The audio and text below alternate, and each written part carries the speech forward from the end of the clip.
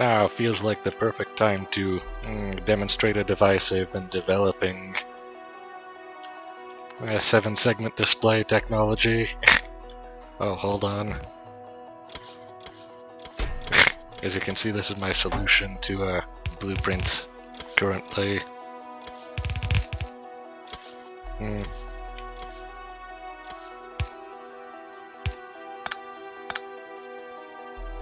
So the way I built it to function is the information for the display's 7 segments, 10 combinations, are encoded in 7 integer values held here, inspired by elder technology from the far past. Yeah, so all of these have a special bit pattern. And also I coded everything to be green with this separate one. And I keep it separate from these values for modularity. This is what I typically use for the input terminal here. And of course I built in extensibility, so you can have as many of these as you want. And they can represent numbers up to the number of digits placed.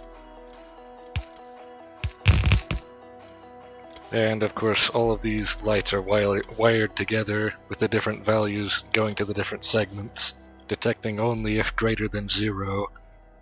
And of course using a modulo operator here and a bit shifter, you're easily able to isolate single bits from these numbers, which allows you to use the bit patterns very efficiently.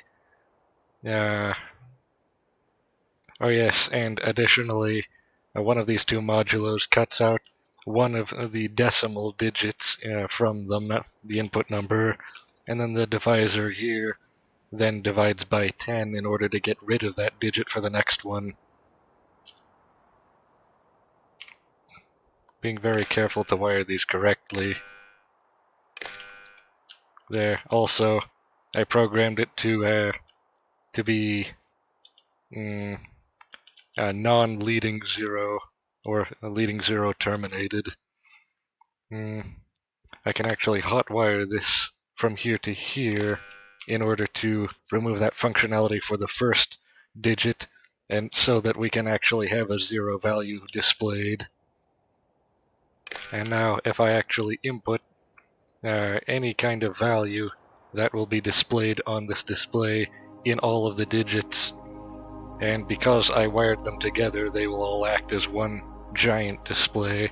So this can be any value, and it will display it correctly.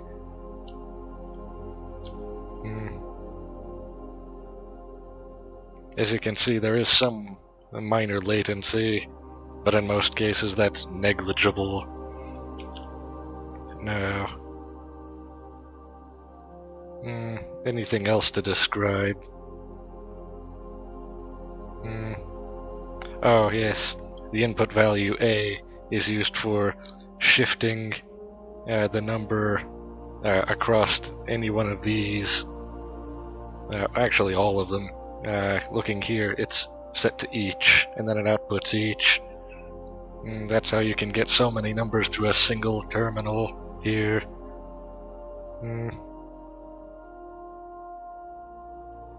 And of course modulo 2, that just takes the first bit in the bit pattern, and this one, the previous one that shifts right, cuts to a specific part of the bit pattern, and so these two together can be used to isolate parts of it. Very simple design actually, if you can begin to fathom it in the first place, that is. I also made some other variants of differing size, but they're irrelevant in this case. One technique I actually thought of before this was not only a quaternary display, but also a binary display. And so each one of these would have its own special functionalities. I'm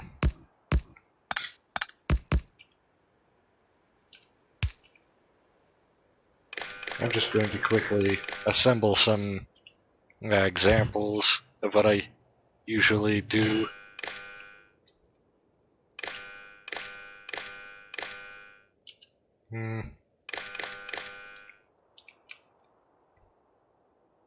Actually, deciders? No, those need to be arithmetic. You see what I mean when I'm done.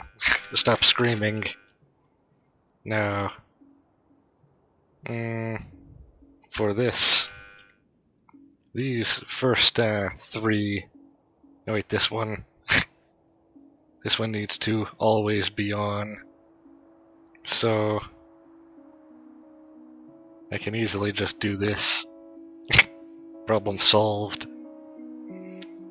Next. Yeah, this signal greater than 1. I mean 0. And then copy that to the second one. Actually copy that to all, and this is the only part I need to change now. Very simple. There. This needs to be a divider, or divisor, dividing by 4. Going to the next digit of quaternary. Of course, using my special character set that's much easier to display than traditional. The next one being ordinary modulo to cut out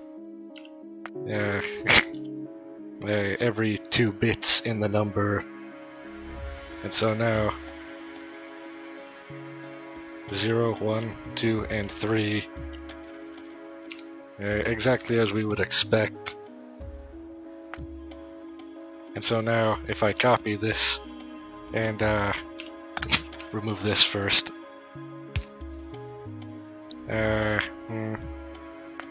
Is this even enough room? No. This will take one moment.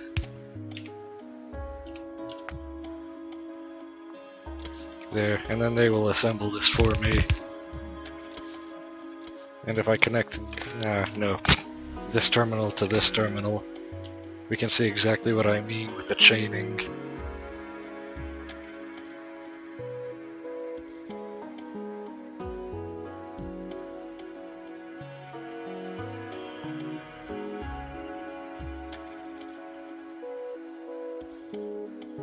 Yes, as you can see, as you would expect, 2 digits of quaternary can display a number up to 15. I was going to say 16, but not accounting for 0, of course. And getting rid of this, I can then also display binary.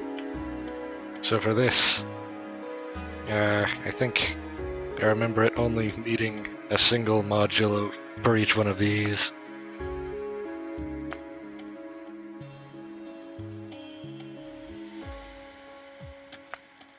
There. And each one of these needs to be a power of 2, of course. Starting at 2, not 1. That's actually the 0th power of 2.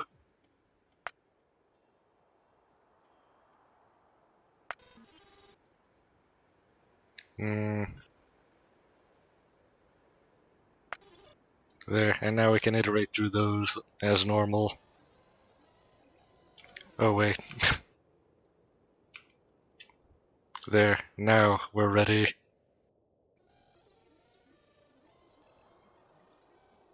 Oh, that's strange. I forgot something, but I don't know exactly what yet. Was it division? Oh. Now I remember. This needs to be 1. All of these need to be 1 less than a power of 2 now.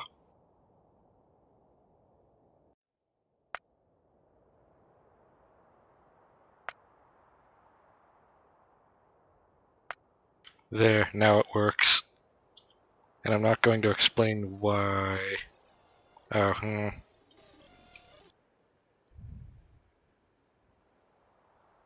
Oh,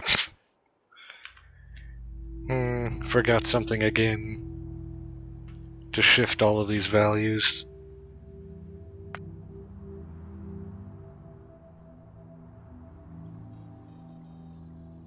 Yes, all of these values need to be shifted to the left by 1.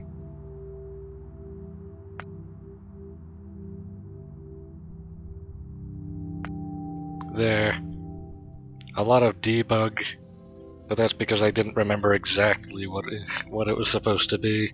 But as you can see now, it's representing binary correctly. Finally. And that concludes the demonstration. This larger display being my favorite, obviously. The other ones are just for technician debug mode.